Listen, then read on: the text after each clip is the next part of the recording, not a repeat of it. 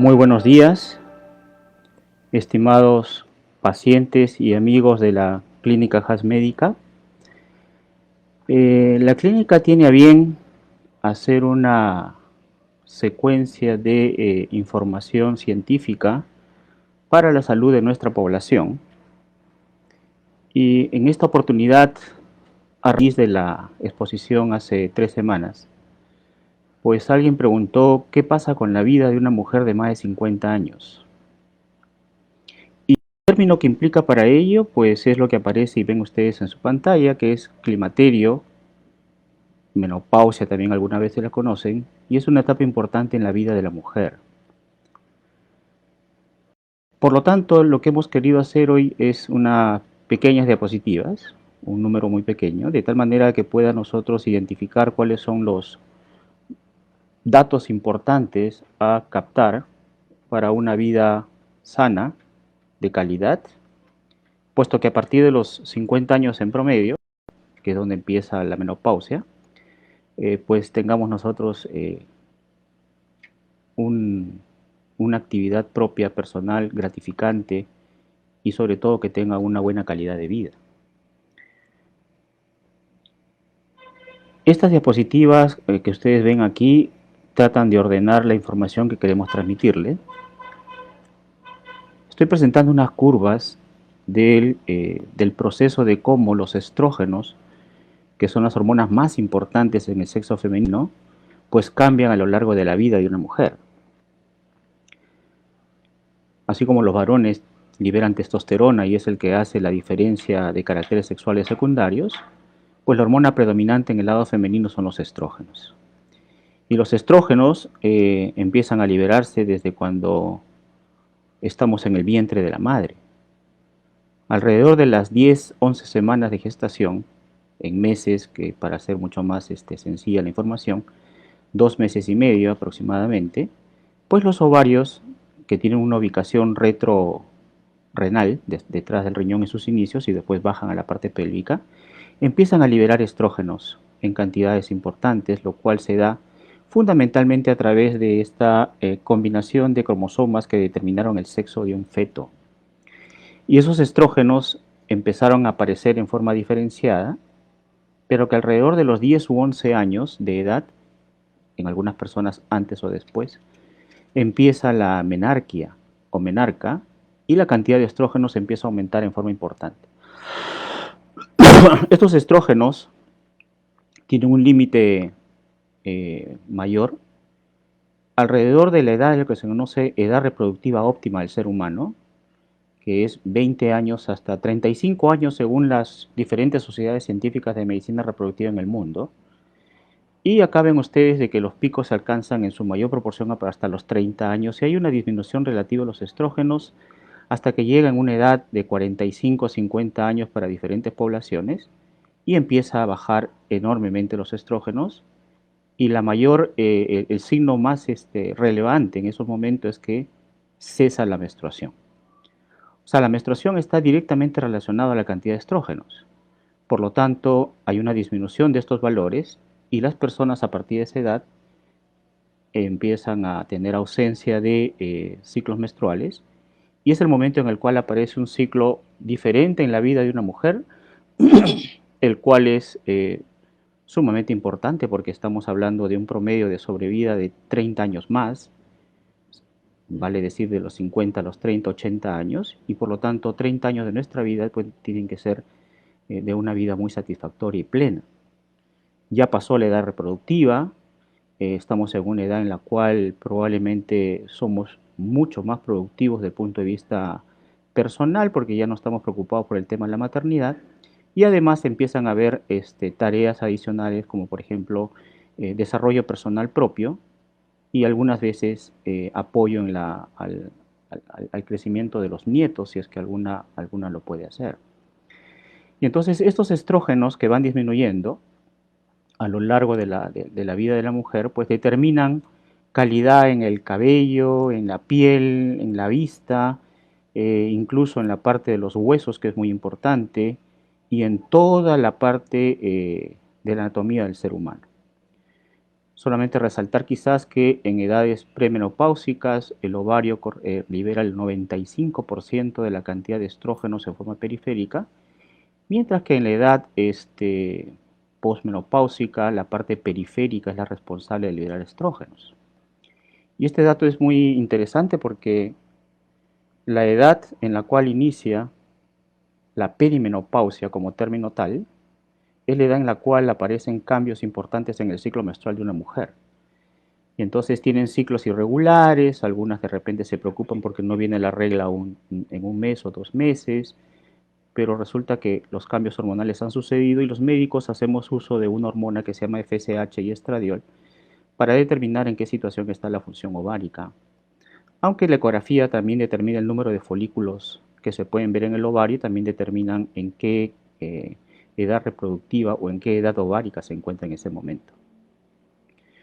Pasa más o menos 12 meses, muchas irregularidades menstruales, hasta que deja de menstruar ya definitivamente en su vida futura, y esa última menstruación se conoce como el nombre de menopausia.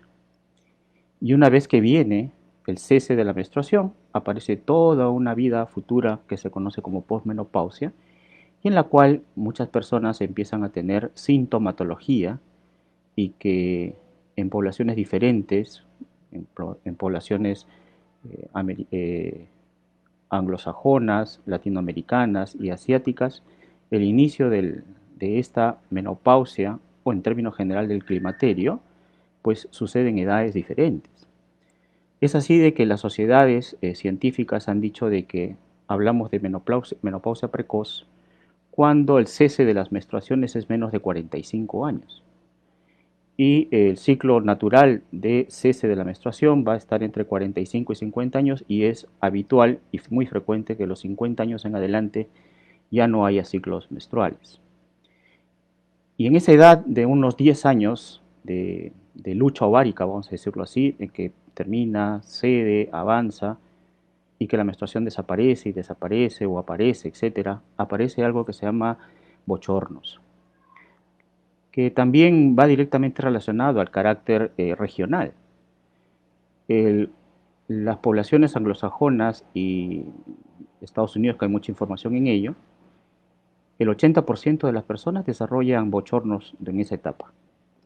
En Latinoamérica, más o menos el 60% de las personas desarrollan bochornos, y ahí viene el tema de que algunas personas dicen, a mí no me dio nada durante esa etapa y la pasé súper bien.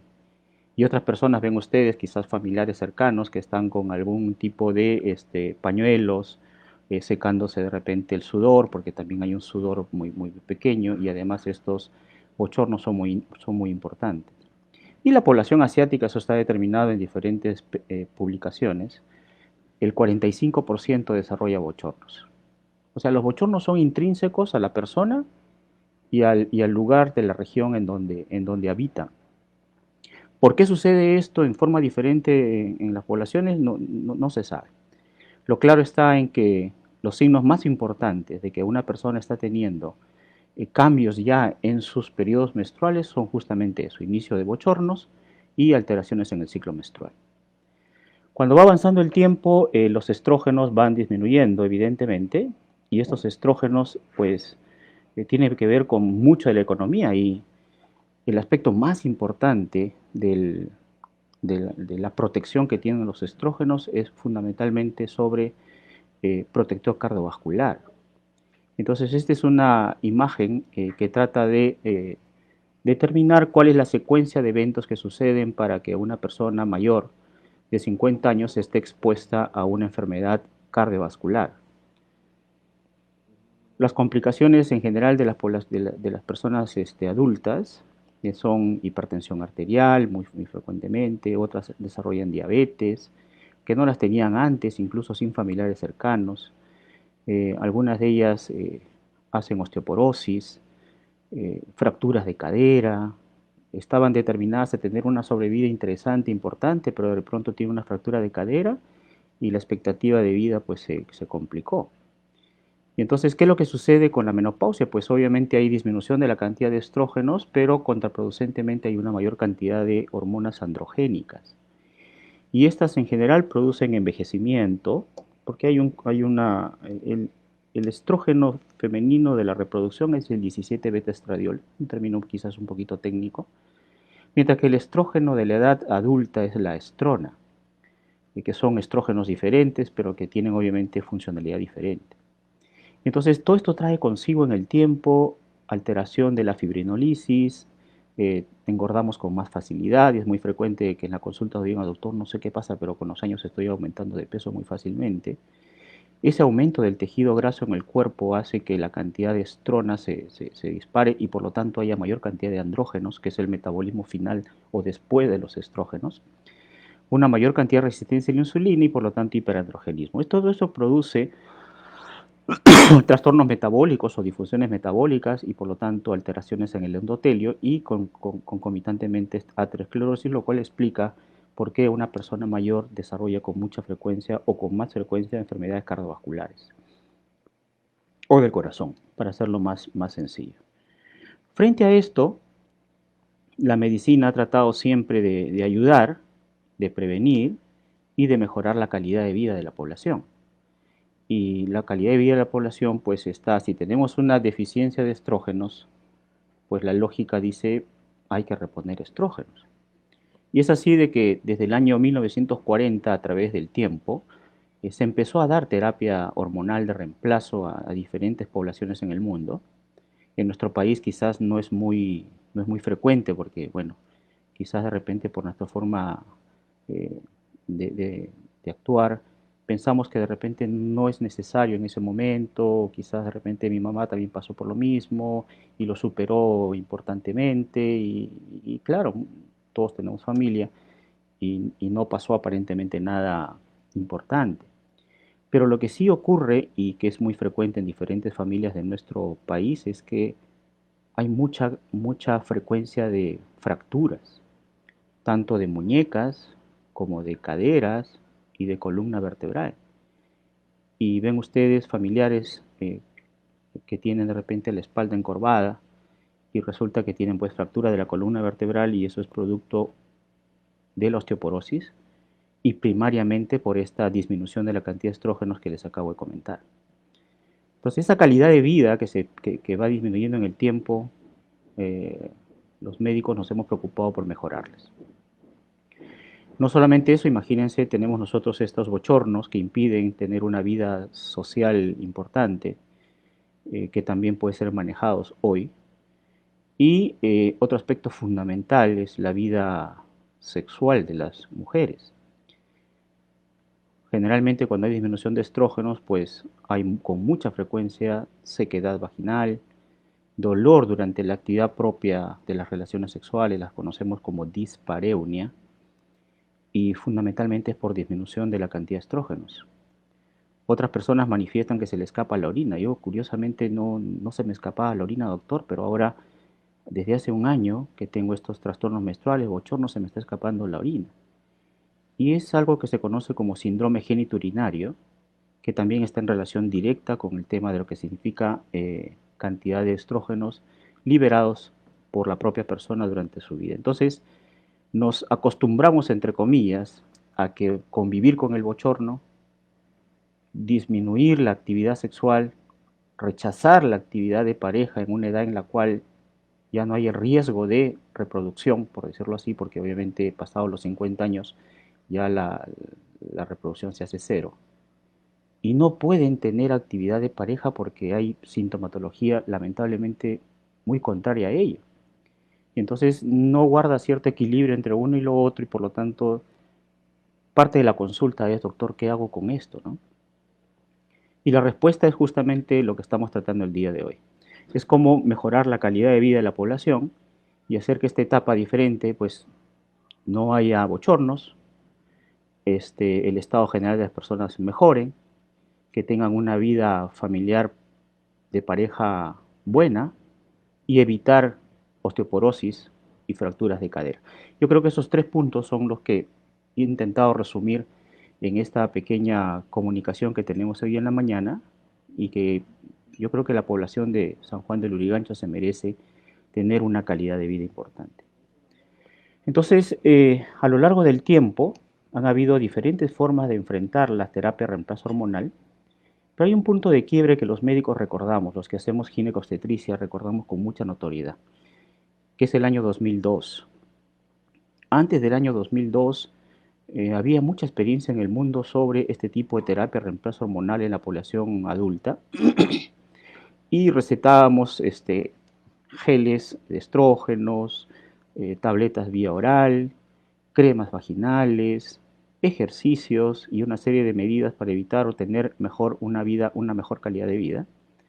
Pero en el 2002 salió un estudio inmenso en el mundo que le tuvo como nombre WHI Trial, que fue un ensayo clínico de una organización mundial, en la cual encontraron que la terapia de reemplazo hormonal puede ser peligrosa.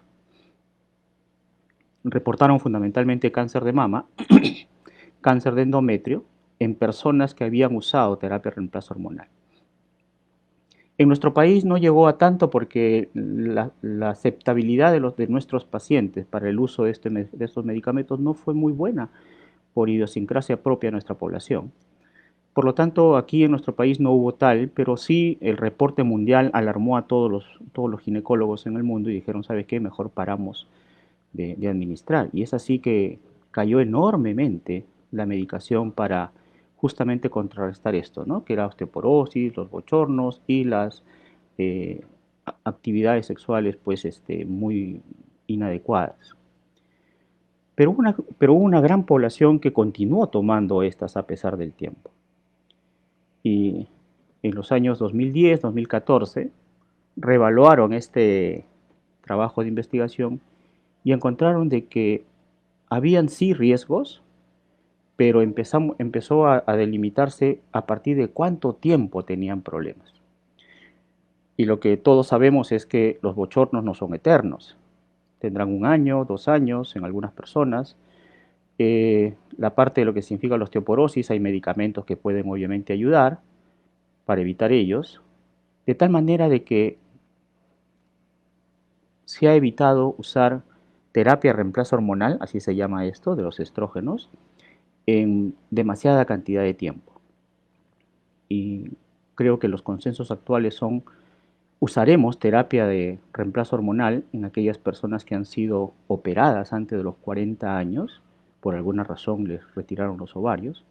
Estas personas tienen más riesgo de hacer osteoporosis y enfermedades a largo plazo.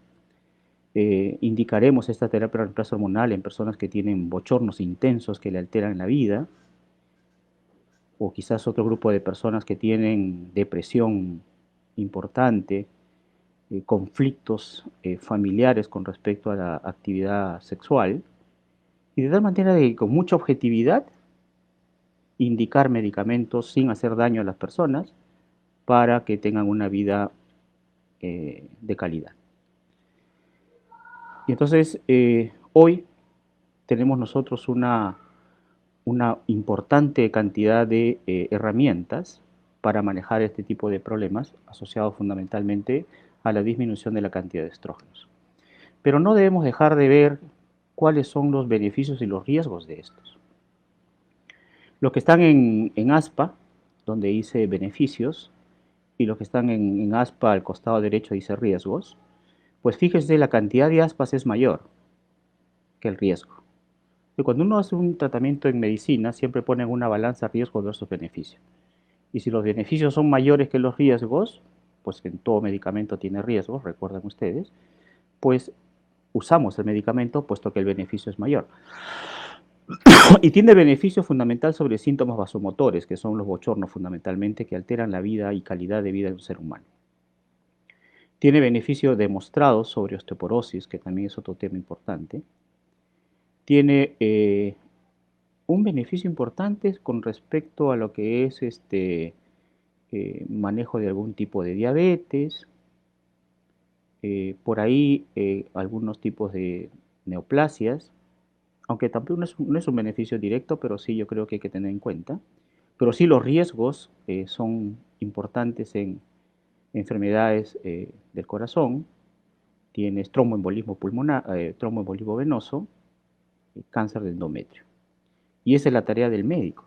La tarea del médico es, obviamente, ofertar la salud de la población sin poner en riesgo a ella Y conociendo estos conceptos, pues podemos manejar, yo creo que muy acertadamente, el tema del bochorno, el tema de prevenir osteoporosis y mejorar la calidad de pareja de la población. Estos son un grupo de, de datos estadísticos que parecen muy difíciles de entender, pero no lo es. Solamente hay que fijar la vista en la parte de lo que es beneficios y versus riesgos, de tal manera de que todo lo que está detrás de esta línea continua son beneficios mayores, y está a la vista atrofia vaginal, que es este síndrome genitourinario, que no solamente es el tema de sequedad vaginal, sino también con mucha frecuencia hay personas que me dicen, doctor, no sé qué pasa, pero siento un prolapso. Y resulta que el prolapso era pequeñito, pero se hizo más evidente porque el tejido de la vagina pues se hizo más delgado y por lo tanto se hizo mucho más notorio.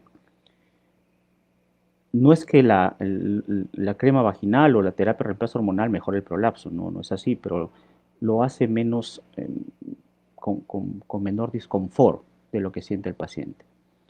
Es claramente demostrado que los síntomas vasomotores, que son los bochornos, estos que acabamos de describir, son mejorados enormemente.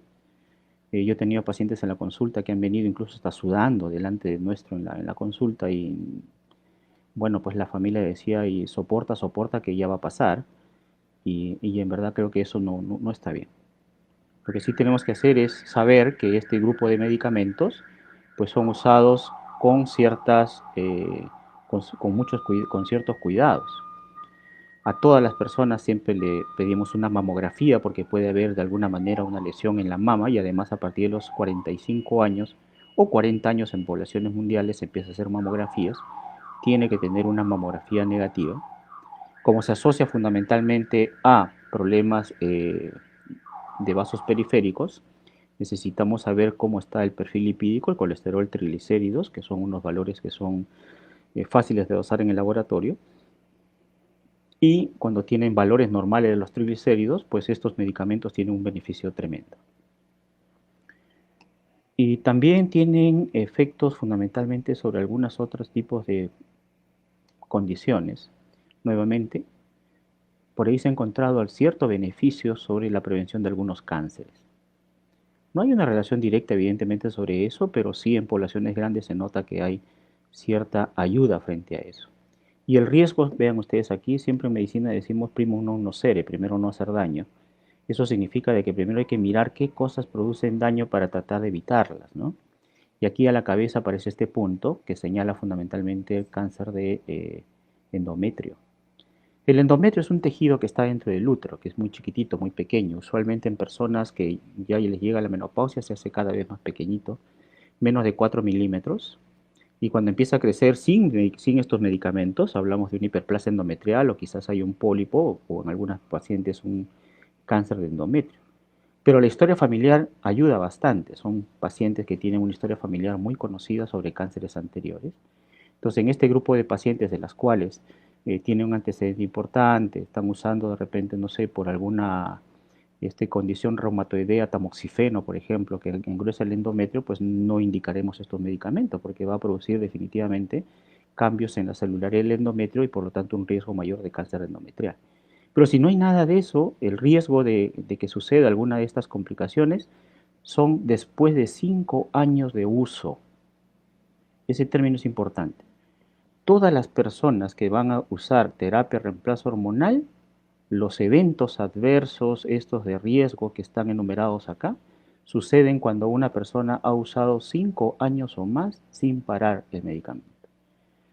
Entonces la lógica es que si vamos a usar este tipo de medicamentos, lo vamos a usar por corto tiempo. Corto tiempo como por ejemplo un año. En 1 o en 2 años se van los bochornos en general en la población, y por lo tanto en ese tiempo, usando estos medicamentos sin hacer riesgo de problemas mayores, podemos evitarnos estos inconvenientes que son en realidad muy limitantes para la vida social de un ser humano. En esos tiempos también existe no solamente la terapia de reemplazo hormonal, que puede ser bioral, intramuscular, dérmica o vaginal, pues la terapia vaginal ha demostrado tener un buen campo de acción. Se absorbe casi nada por la vagina, por lo tanto eventos adversos mayores no va a haber. Por ahí si tenemos nosotros, claro, un riesgo importante sobre el cáncer de mama, que hoy se habla de marcadores para las células de la mama, y tenemos familiares muy cercanos con cáncer de mama, pues sí hay que pensarlo dos veces, a ver, incluso para usar una terapia de reemplazo hormonal vaginal o tópica. Los beneficios de estos medicamentos han sido diversos, de las tres grandes cosas que les acabo de nombrar, pero también hoy miramos que las personas se preocupan mucho por el tema de la piel y el envejecimiento. Y hay harta cantidad de información en el mundo sobre metodologías anti-envejecimiento.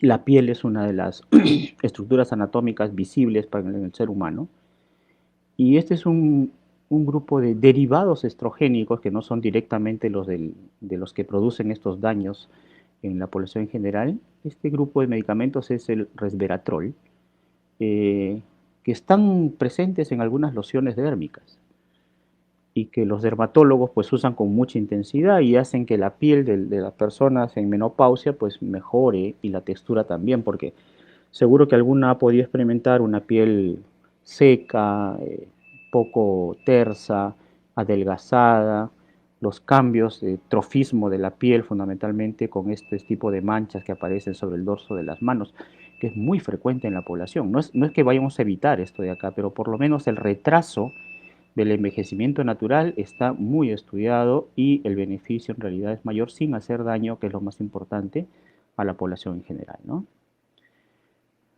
Otro tema de consulta muy interesante en consultorios ginecológicos son el tema de lo que significa disminución del deseo sexual. Eh, es muy frecuente encontrar a la pareja en plena consulta y pues el esposo todavía está alrededor de los 50, 55 años y la esposa está alrededor de los 50, 52 años. O a veces es diferente, de repente menor o mayor, eso no importa acá, pero como hay dolor y molestias en la vida sexual, pues implícitamente una persona va rechazando el dolor y por lo tanto se va alejando la actividad. Y del otro lado hay una persona que todavía tiene impulsos hormonales de testosterona y por lo tanto esta diferencia hormonal, vamos a decirlo así, se convierte en un conflicto en la familia. Y ese conflicto da que el esposo desea mantener actividad de pareja y la esposa le duele y empiezan a haber dificultades. Claro, todos sabemos de que el amor por la pareja pues es tan importante que uno simplemente dice, bueno, ya no. Pero si tuviéramos la oportunidad de tener a una mujer entre 50, 55 y 60 años con una buena calidad de lubricación, con un buen trofismo del epitelio de la vagina, sin bochornos, con un estado general importante, yo creo que ese complemento de parte de la vida de un ser humano pudiera ser muy beneficioso para ambos. Entonces se habla de terapia con testosterona, la cual hay trabajos en los cuales avalan el uso, hay que tener mucho cuidado obviamente con el tema. Se han dado medicaciones en gel eh, que tienen eventos adversos como cualquier medicamento, pero el médico tiene que saber sopesar básicamente el tema del beneficio versus el riesgo, pero que han mejorado la calidad de vida de las personas en esta etapa. Y quizás un tema que lo he escuchado con mayor frecuencia en estos últimos años es la terapia de rejuvenecimiento vaginal con estas máquinas que hoy están apareciendo en el mundo. Les confieso que tenía cierta distancia con el tema porque uno como ginecólogo de pronto siempre trata de buscar información nueva y de alguna manera pues tratar de mejorar la sobrevida de las personas, metido en el lado quirúrgico de distopias genitales, suspensiones de los prolapsos, etcétera. Pero hay una terapia vaginal rejuvenecedora que me parece bastante importante y la diapositiva tiene al pie un paper que obviamente es un trabajo que no está tan nuevo, de 2019, y en la cual se está usando láser CO2 o láser Jack para mejorar el rejuvenecimiento vaginal. Y creo que puede ser una alternativa muy importante. La terapia vaginal del calor local lo que ha demostrado es regenerar el tejido de la vagina, mejorar la cantidad de colágeno local en la vagina. Si bien es cierto hay un enrojecimiento de la vagina transitorio, pero tiene un sustento científico y por lo tanto de ayuda para mejorar todo ese tejido que ha sido afectado por una disminución de estrógenos en forma importante. Complicaciones con este tipo de tratamiento, pues como cualquier terapia invasiva, pues los hay.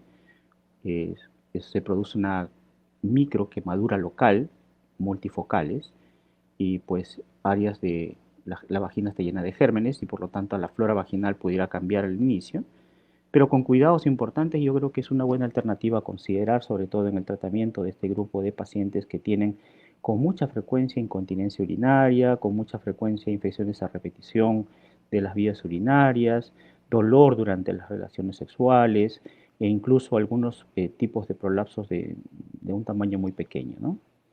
No olvidar de que la cirugía ginecológica del prolapso sí es una cirugía en realidad curativa, ¿no? Dependiendo obviamente de las condiciones de cada paciente, pero son alternativas que van surgiendo en el mundo y que les puede servir pues, a las personas para mejorar la calidad de vida. Y esta última imagen representa fundamentalmente el mundo de la osteoporosis.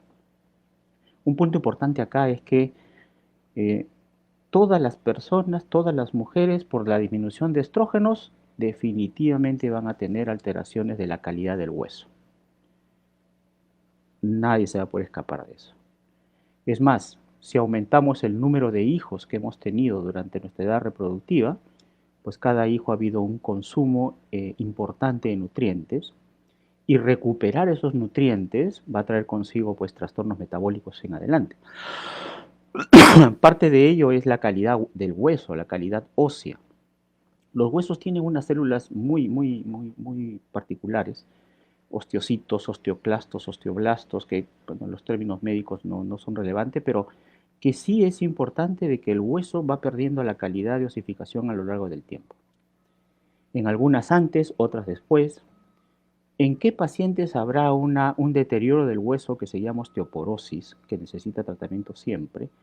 En aquellas mujeres que han tenido una menopausia precoz, en aquellas personas que han tenido pérdida del ciclo menstrual menos de 40 años, incluso hasta menos de 45 años, o aquellas que por alguna razón lamentablemente eh, les hicieron una intervención quirúrgica y tuvieron que retirar los ovarios, que también de eso hay bastante en la población peruana. Eso se llama menopausia quirúrgica. O de repente algunas personas que recibieron algún tipo de tratamiento y como consecuencia de eventos secundarios, pues el ovario dejó de funcionar. Menopausia química. Entonces, ese grupo de pacientes van a hacer deterioro de los huesos en forma muy importante. Y como les comenté al inicio de esta pequeña presentación, pues hacen osteoporosis y por lo tanto hacen fractura de cadera, hacen fractura de la muñeca y te hacen fractura de la columna vertebral. Según las estadísticas, una mujer que hace fractura de cadera tiene más o menos un tipo de recuperación tan complicado que la estancia en cama, las que no se levantan, las que quedan en cama, tienen unas secuelas tan importantes que la sobrevida, que iba a ser a 70, 75 años, pues baja a 60 años en promedio. Y eso no lo digo yo, eso está escrito en todos los papers. Entonces el tema está en que cómo hacer para evitar eso de ahí. Pues cosas importantes que siempre nos han dicho nuestras familias antiguamente. Comer bien, saludablemente, hacer ejercicios la mayor parte del tiempo posible. No es el ejercicio que nos dicen siempre en casa, yo hago las tareas del hogar, camino al hacer mis compras y ya camino más que... No, son los ejercicios aeróbicos, esos ejercicios que nos hacen de alguna manera transpirar, esos ejercicios que empezamos a hacer actividad física, no necesariamente en un gimnasio, puede ser de repente corriendo, natación, danza, baile. Esos ejercicios son importantes para la vida adulta y para que tengamos una vejez, pues obviamente de buena calidad.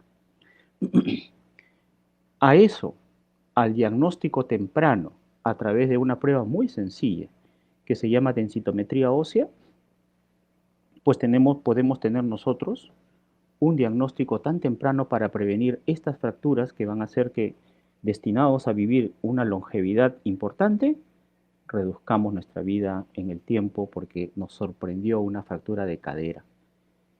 Recuerden ustedes, la cadera es el huesito que está entre la pierna y el cuerpo, que es importante para la deambulación, o sea, para caminar, para levantarse. Imagínense que se fractura eso, pues tendríamos que hacer ¿qué cosa? Un tratamiento quirúrgico para reemplazo de cadera. Es un hueso que está bien metido en la parte del ser humano, en la parte anatómica, y que operarla no es sencillo. Y la recuperación menos. Y si tenemos la oportunidad de evitar una fractura de cadera, pues bienvenido por nuestra propia salud. Entonces, ejercicios, dieta, consumo importante, claro, de calcio en aquellas personas que no tienen contraindicación para el consumo de calcio. Vitamina D, que también es sumamente importante, sobre todo para evitar infecciones y para que los cambios metabólicos sean buenos. Vitamina C, que están en los alimentos en grandes cantidades. No se trata de tomar una pastilla para cada vitamina, se trata de tener un buen aporte de nutrientes a través de una buena dieta. La vitamina C, de repente escapa un poquito el tema, pero sí es importante decirlo en este momento, es la que de alguna manera regula el pH de la vagina y de la vejiga.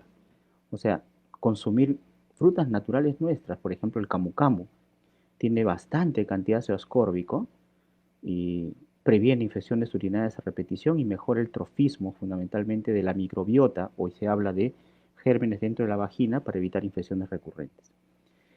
Entonces, todas estas medidas, más el diagnóstico temprano a través de una densitometría ósea y usar terapias para evitar el deterioro, como estos conocidos como fijadores del calcio más el calcio, van a hacer que nuestra calidad de vida en realidad sea de un tiempo importante y sea obviamente gratificante para nuestra familia. Todos nosotros envejecemos en el tiempo y no queremos ser una carga para nuestra familia.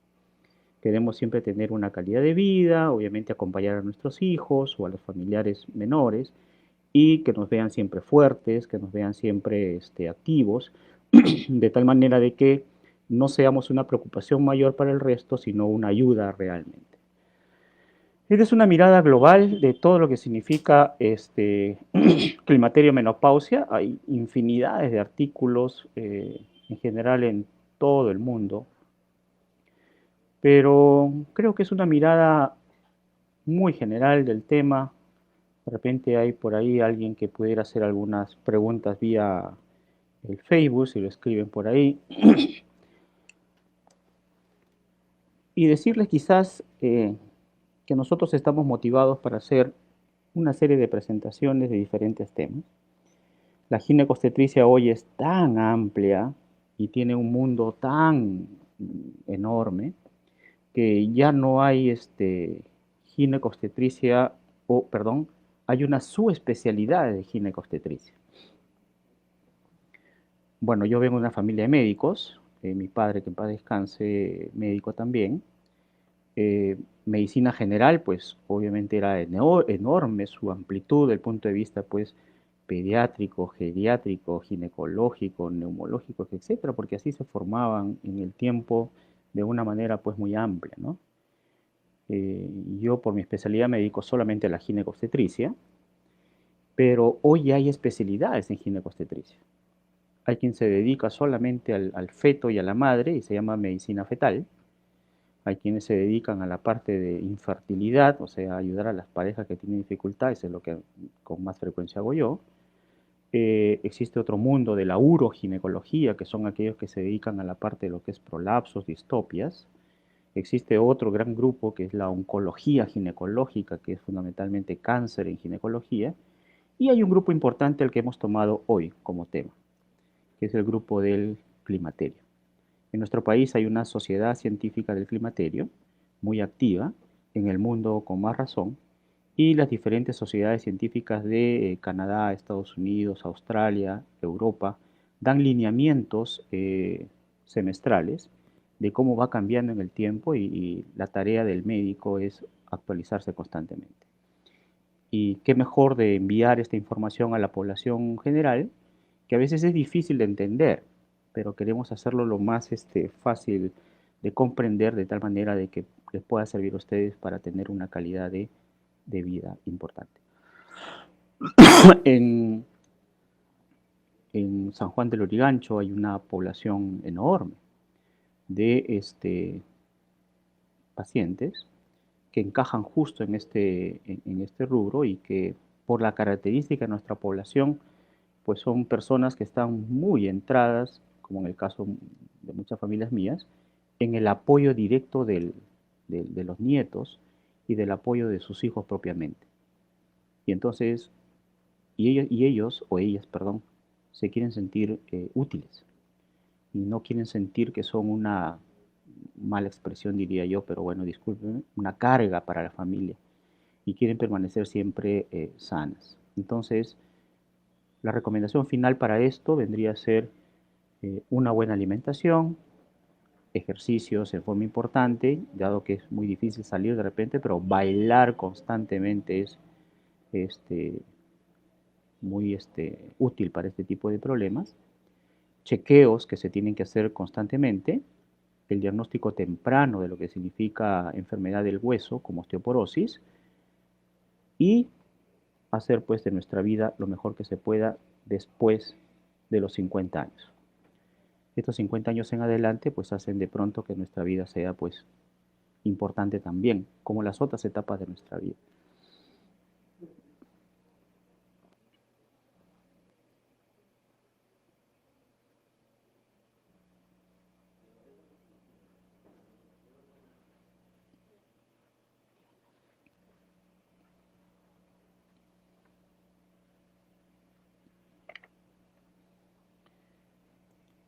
Me acaban de alcanzar un grupo de preguntas, vamos a tratar de observarlas todos. Siempre, obviamente, las respuestas no van a colmar todos los conocimientos que hay, pero yo creo que sí podemos absorber algunas dudas. Stephanie pregunta, en la etapa de menopausia, ¿qué vitamina se puede tomar? Yo diría de que todos los nutrientes que consumimos y de buena calidad tienen suficiente para que un ser humano tenga una vida tranquila. Pero si algún suplemento deberíamos tener en esta etapa diferente, pues creo que la vitamina E, que es un antioxidante que ayuda fundamentalmente para el tema de lo que significa antienvejecimiento, es un buen aporte. Recordar que la vitamina E está en los vegetales verdes, entonces si tenemos nosotros un tazón de vegetales verdes, llámese brócoli, lechuga, col, este, podemos suplir este consumo adicional de vitamina E que viene envasado en diferentes presentaciones, ¿no? Si tenemos la oportunidad de consumirlos, sí creo que es una muy buena opción. Por ahí no ha demostrado prevenir mayores cosas, pero yo creo que sí es un buen apoyo, sobre todo para disminuir lesiones en las mamas y para, sobre todo como antioxidante. La vitamina D la tenemos en el sol. Felizmente tenemos nosotros ya cambio de clima y temperatura, o sea que un buen aporte, claro, hay que usar bloqueadores solares, cuidado, pero la vitamina D en consumo hay en diferentes frutas y verduras también, pero el sol es un buen aporte de vitamina D. Y la vitamina C, que también vienen en- en sustancias que se disuelven en agua, pero también tenemos vitamina C en frutas como naranjas, mandarinas, cranberry, camu camu, ¿no? En nuestro país hay bastante camu camu, cranberry también, perdón, arándanos hay bastantes también. El arándano es una gran fruta que tiene un buen aporte de vitamina C. Otra persona, Mercedes pregunta, ¿una persona mayor puede acudir a fertilización?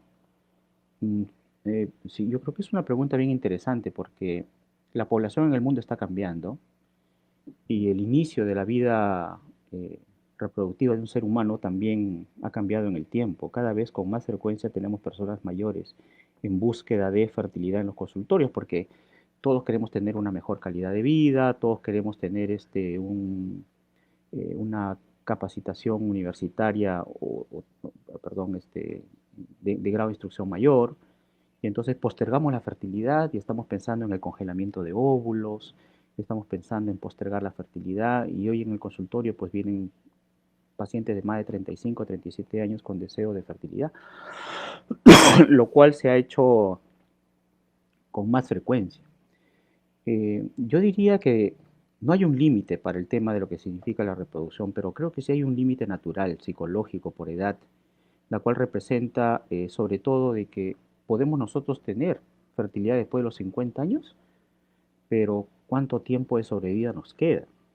Cuidado con lo que estoy diciendo, porque en realidad esto sí puede tomar consigo algunos tratamientos que se hacen en el mundo, de tal manera de que yo puedo tener un embarazo a los 50, 51, 52 años, como he podido ayudar a muchos pacientes, pero también hay que pensar en el tema de lo que significa la sobrevida del que viene.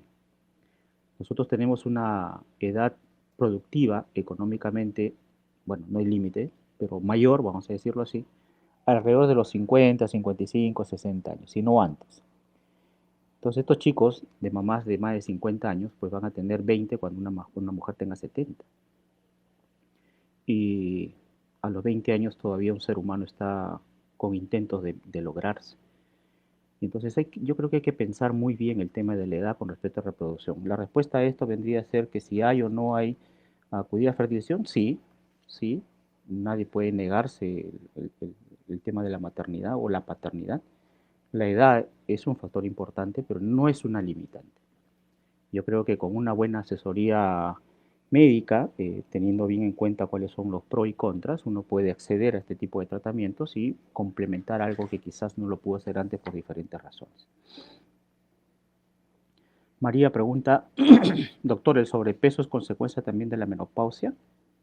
La osteoporosis también puedo tomar la osteoporosis también.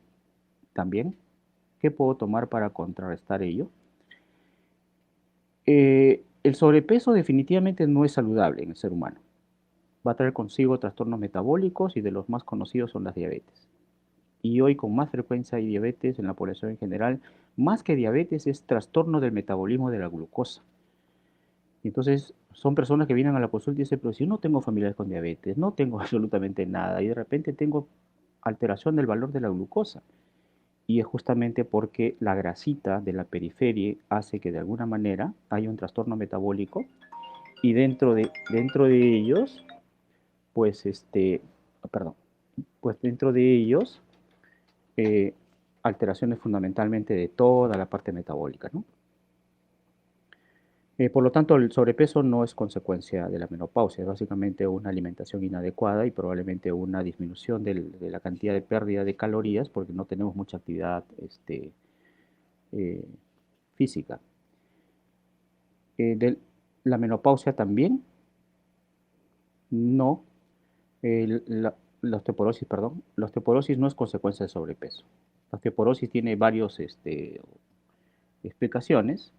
eh, las naturales, porque existe un deterioro natural del hueso. Cuando ustedes hacen una prueba que se llama densitometría ósea, hay una disminución de la cantidad de reserva de calcio en el hueso en todo ser humano. O sea, el ser humano va a ir indefectiblemente a la osteoporosis. Lo que hacemos los médicos es retrasar la osteoporosis, que no sea tan precoz como 40 años, 50 años, sino que llegue pues a los, no sé, en edades mayores, para no hablar de edades en general, ¿no? ¿Qué puedo tomar para contrarrestar ello? Lo mismo, una actividad física importante, una dieta fundamentalmente rica en estas vitaminas que acabo que acabo de mencionar, y si es que hay sintomatología extraña, pues acudir al médico para recibir algún tipo de tratamiento de reemplazo hormonal transitorio, sin poner en riesgo la vida o la calidad de vida de una persona. Sarita pregunta, doctor, buenos días, ¿cómo puedo saber yo que estoy en etapa de menopausia? Bien, es una buena pregunta. Nosotros antes dosábamos hormonas para saber que estábamos en menopausia o no.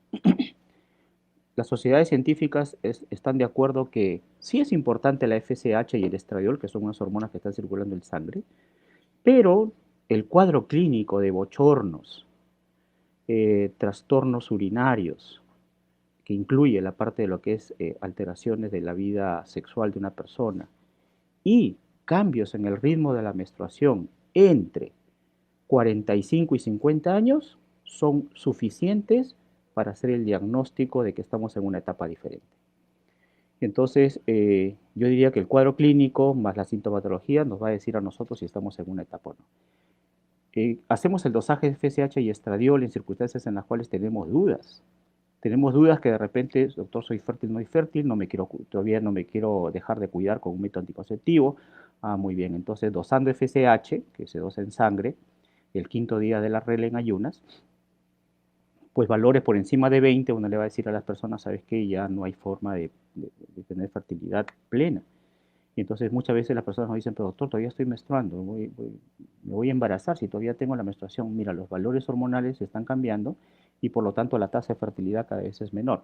Y si hacemos una ecografía para el recuento de los folículos en el ovario, estamos hablando de una reserva ovárica disminuida y por lo tanto ya estamos en una etapa diferente. Pilar, doctor, ¿qué día se atiende?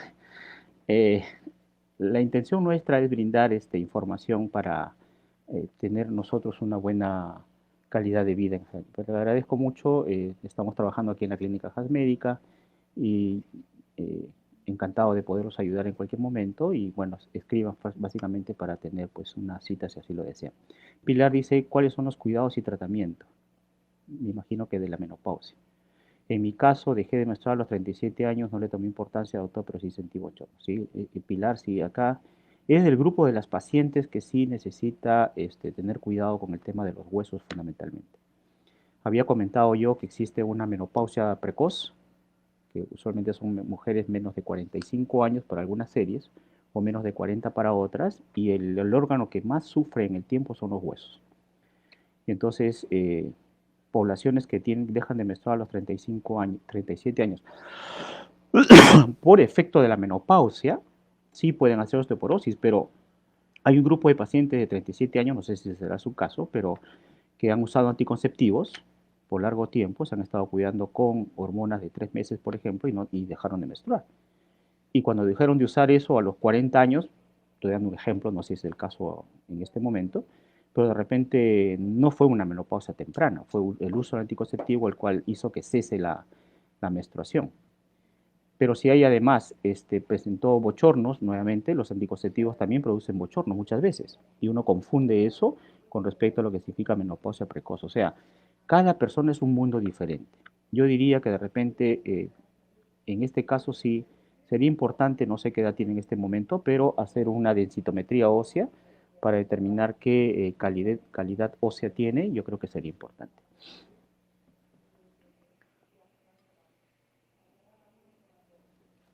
Agradezco la atención brindada por cada uno de ustedes. Como les comenté al inicio, nuestra intención es fundamentalmente informativa, de educación, que es lo que compete al médico y a nuestra oferta de servicio, educación continua, y vamos a seguir realizando charlas de ginecología, de pediatría y de todas las especialidades que tenemos en este momento. Sin más, me despido. Gracias por su atención y estaremos eh, promoviendo mayores charlas en el futuro. Que tengan un buen día, un buen fin de semana y encantado de ayudarlos. Y tenemos aquí, obviamente, con mucho entusiasmo y cariño, la atención en San Juan de Lurigancho. Gracias.